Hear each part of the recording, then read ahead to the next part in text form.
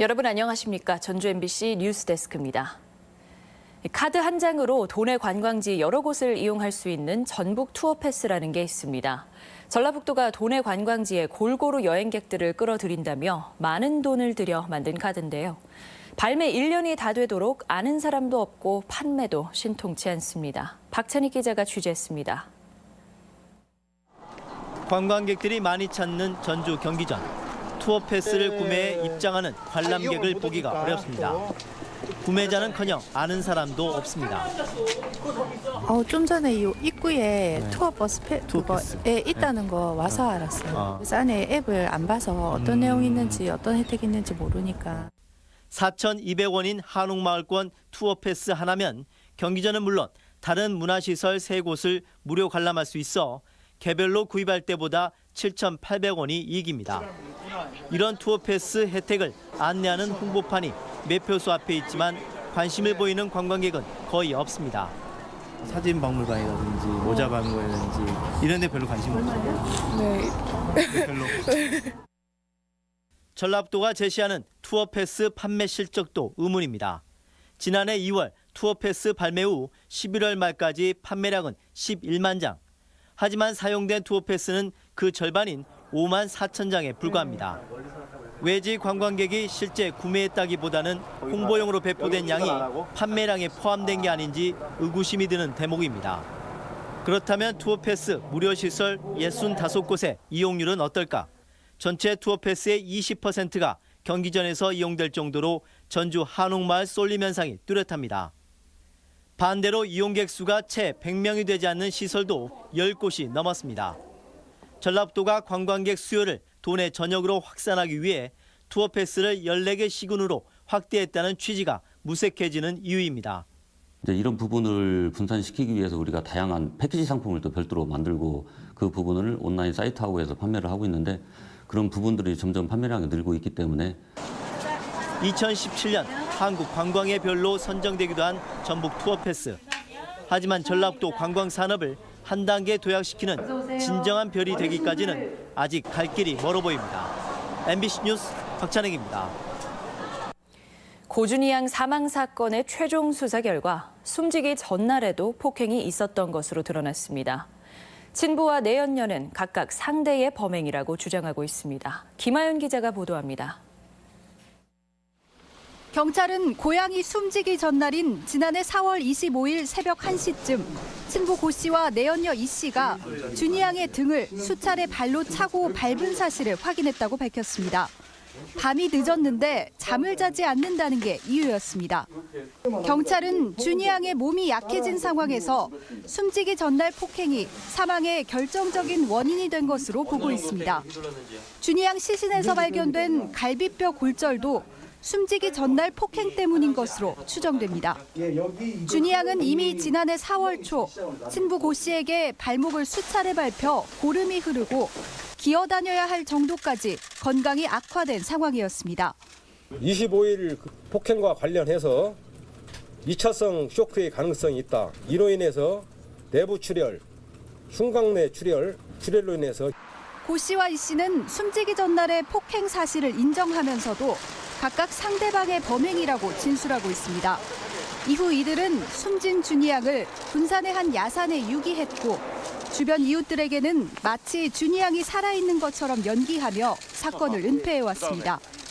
경찰은 친부 고 씨와 내연녀 이 씨를 아동학대 특례법상 아동학대 치사와 시신 유기, 공무집행 방해 등의 혐의로 검찰에 송치할 예정이며 시신 유기에 가담한 혐의로 내연녀 이 씨의 모친도 검찰에 넘길 방침입니다. MBC 뉴스 김하연입니다. 익산에 조성된 국가식품 클러스터 유치 기업이 50개를 돌파했습니다. 농식품부에 따르면 지난해 말 익산 국가식품 클러스터 인프라 구축이 완료된 가운데 국내외 식품기업 50곳과 연구소 2곳의 입주가 확정됐다고 밝혔습니다. 농식품부는 이들 기업 가운데 16곳은 이미 착공을 했고 9개 기업은 제품까지 생산 중이라며 올해 말에는 75개 기업을 유치하겠다고 밝혔습니다. 정세균 국회의장이 전북을 찾아 개헌의 필요성을 밝혔습니다. 중앙정부의 권한을 지역으로 나누는 분권이 이뤄져야 한다며 지방 분권 개헌을 강조했습니다. 이종휴 기자입니다. 신년 인사차 전북 도의회 기자실을 찾은 정세균 국회의장은 개헌에 대해 많은 시간을 할애하며 소신을 밝혔습니다. 국민과 국회의원 절대 다수가 찬성하는 만큼 개헌의 가능성이 어느 때보다 높다며 개헌의 내용으로 분권을 강조했습니다. 대통령의 권력을 줄이는 수평적 분권, 그리고 중앙정부와 지방 간의 권력을 나누는 수직적 분권이 절실하다며 분권이 달성되면 4년 중임 대통령제도 괜찮은 것 같다고 밝혔습니다. 분권만 이루어지면 저는 별 이의가 없습니다. 그래서 4년 중임제 주장하는 사람들하고 분권형 대통령제 주장하는 사람들이 있으면 그럼 그거 합쳐가지고 4년 중임 분권형 대통령제를 해도 되겠네. 또 지금의 선거제는 민의가 투표 결과에 제대로 반영되지 않고 양대 정당에만 유리한 구조라며 현행 소선거구제 개선의 필요성도 밝혔습니다.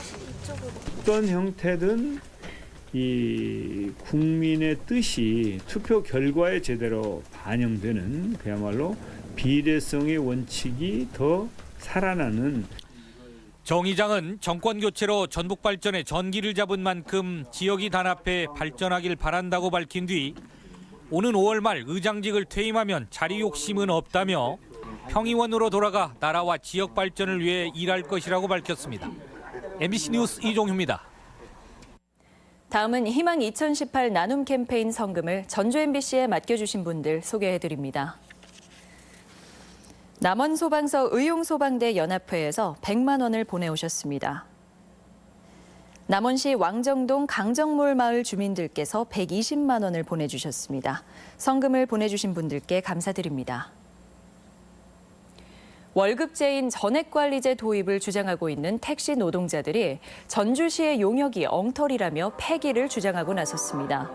민주노총 공공운수노조 전북 택시지부는 전주시가 시행한 임금체계 설계 용역안이 가장 핵심 사안인 소정 근로시간과 기준금을 노사가 알아서 정하도록 해 기존의 관행을 되돌릴 수 있다며 우려를 표했습니다. 택시지부는 회사에 일정 금액을 납부해야 하는 산업금제가 불법이라며 전주시의 사업주 처벌과 월급제 도입을 주장하고 있으며 지부장은 전주시청 앞 조명탑에서 120일이 넘게 고공농성을 진행 중입니다. 국가대표 수비수 최철순 선수가 전북현대와의 재계약에 성공했습니다. 전북현대 선수단은 FA 신분인 최철순 선수와 5년 재계약을 체결해 2022년까지 녹색 유니폼을 입게 됐다고 밝혔습니다. 최 선수는 지난 2006년 입단한 뒤 전북에서만 통산 330경기를 뛰며 K리그와 아시아 챔피언스리그 우승에 일조했으며 이번 재계약으로 최진철 선수를 넘어 전북의 역대 최장기간 소속 선수로 기록되게 됐습니다. 전주 한옥마을 체험이 정부의 올해 전통문화체험관광 프로그램으로 선정됐습니다. 문화체육관광부는 전주 한옥마을에서 만나는 한국의 미 프로그램을 2018 10대 전통문화체험관광으로 선정 발표했습니다. 한편 지난해 선정된 10대 프로그램에는 외국인 7천여 명을 비롯해 모두 5만 8천여 명의 관광객이 참여한 것으로 집계됐습니다. 정읍 은선리와 도계리 고분군이 사적으로 지정될 전망입니다. 문화재청은 지난 2005년과 2013년 두 차례 정밀지표 조사를 실시한 결과 이렇게 지정됐다고 밝혔습니다. 전북권 뉴스였습니다.